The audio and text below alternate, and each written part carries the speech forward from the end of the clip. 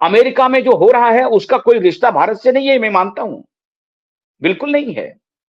लेकिन यह संयोग भी नहीं है, कुछ ना कुछ प्रयोग है।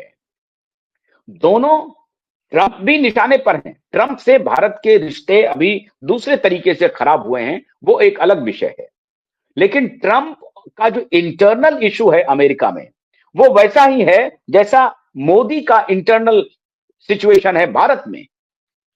मतलब पूरा एक लेफ्ट इकोसिस्टम जो है, खासतौर से कम्युनिस्ट बैक्ड इकोसिस्टम जो है, वो जैसे मोदी के खिलाफ पड़ा हुआ है, उसी तरीके से ट्रंप के खिलाफ वहां पर पूरा लेफ्ट इकोसिस्टम खड़ा हुआ है, जिसको रिप्रेजेंट कर रहा है डेमोक्रेटिक पार्टी फ्रंट से, फ्रॉम द फ्रंट।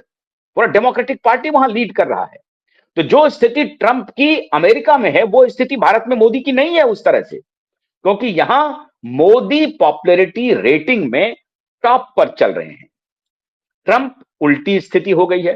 ट्रंप की जो पॉपुलैरिटी रेटिंग है वो 37% पे आ गई है, और उसका कारण यह है कि ट्रंप ने भारत के ही खिलाफ मोर्चा खोल दिया। जो उसका सबसे डिपेंडेबल अलाय हो सकता है, डिपेंडेबल दोस्त हो सकता है, उनके साथ मिलकर के वो बहुत सारा काम कर सकते थे, अभी उन्होंने उनके साथ खोल दिया मोर्चा। और अब ट्रंप की हालत यह है, इस पर मैं एक अलग से वीडियो बना रहा हूं जो आप कुछ देर में देखेंगे। अब ट्रंप की हालत यह है कि उनके यहां इस्लामिस्ट जमात खड़ी हो गई है along with communist and democrat. तो left liberal along with Islamist एक पूरा कुनबा वहां पर खड़ा है उनके खिलाफ। अब वो काउंटर नहीं कर पा रहे हैं। आंदोलन हुआ, सड़क पर लोग उतर गए, और तीन तीन, दो मेयर और एक लेफ्टिनेंट गवर्नर इनके खिलाफ जीत करके जा चुके हैं। वो बहुत इंपॉर्टेंट पोजीशन को ग्रैब कर चुके हैं, न्यूयॉर्क के मेयर बन गए हैं। तो इनकी हालत खराब है पहले से। लेकिन स्थिति में इसलिए तुलना कर रहा हूं कि एविएशन में जो अमेरिका में हो रहा है, भारत में भी दोहराने का प्लानिंग चल रहा है क्या? क्योंकि जब मंत्री साहब और सेक्रेटरी साहब पहुंचे हैं, तो वहां पर चाय की बात उठी है, एम्प्लॉय के कम होने की बात उठी है। ये बातें प्रकाश में कैसे आई? अगर ये बातें प्रकाश में आ रही हैं, तो कोई फॉल प्ले चल रहा है जो सिस्टम के अंदर में सिस्टम को बाधित करने का प्लान तैयार कर रहा है। अगर ऐसा है, तो इसी की तरफ भारत सरकार की जांच एजेंसी एक्टिव हो गई है, और कल परसों रात से ही एक्टिव हो गई है। इसलिए उनकी खैर नहीं है जो पाकिस्तानी एजेंट के साथ मिलकर के इस तरह का करतूत करने की कोशिश कर रहे हैं, भारत में केओस पैदा करने की कोशिश कर रहे हैं या षड्यंत्र कर रहे हैं। उनका षड्यंत्र बेनकाब होने वाला है। लेकिन मित्रों, खतरा बहुत बड़ा था, जो टल गया ईश्वर की असीम अनुकंपा थी, वरना इन्होंने अपनी तरफ से कोई कसर नहीं छोड़ी थी। एएमएसएस पूरी तरह से नॉन फंक्शनल हो चुका था, और इसलिए 800 फ्लाइट अवरुद्ध हुए। 800 फ्लाइट का आंकड़ा छोटा नहीं है। 100 फ्लाइट के कैंसिल होने का आंकड़ा छोटा बिल्कुल भी नहीं है।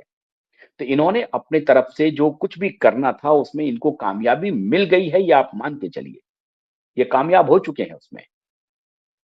अब भारत सरकार को अब अलर्ट रहना ही पड़ेगा। ये पता करना पड़ेगा कि ये ग्लिच था, मामूली टेक्निकल ग्लिच है, जिससे कि ठीक कर लिया गया। ये मामूली तो बिल्कुल भी नहीं है, अगर इतना बड़ा इंपैक्ट है तो वो तो बिल्कुल भी नहीं है। लेकिन ये संयोग देखिए कि अमेरिका में भी 50 एयरपोर्ट जो है सो बंद होने के कगार पर हैं, क्योंकि एम्प्लॉय की कमी है। और भारत में देखिए कि एक ग्लिच हो गया, अगर हम इसको ग्लिच ही मान लेते हैं फौरी तौर पर, एक ग्लिच हो गया और 800 फ्लाइट अवरुद्ध हो गए। ये अद्भुत संयोग है, अमेरिका और भारत दोनों जगह। इसलिए शंका थोड़ी सी गहरी हो रही है। इसीलिए इंटेलिजेंस एजेंसी को अलर्ट रहने की आवश्यकता है। ये बहुत जरूरी है। आज रविवार है, और मैं आपका ध्यान इस तरफ आकृष्ट कर रहा हूं, ये डराने के लिए नहीं, ये आपको सतर्क करने के लिए। और इसमें कोई शक नहीं है कि अपनी सरकार को आपको बधाई देनी चाहिए कि टो पे, ऑन दी टो जिसको कहते हैं, भारत सरकार के मोदी के मंत्री और मोदी के अधिकारी खड़े हो गए, रथ जगह किया और सिस्टम को ऑन द पाथ लेकर के आए। उम्मीद करनी चाहिए कि आगे से ऐसी घटना नहीं घटेगी और एयरपोर्ट अथॉरिटी ऑफ इंडिया को जवाब देना चाहिए कि वो इतनी कैश रिच कंपनी होने के बाद भी, कैश रिच ऑर्गेनाइजेशन होने के बाद भी उनके पास ट्रेंड एम्प्लॉय क्यों कम है और क्यों एम्प्लॉय के लिए चाय की व्यवस्था भी नहीं है।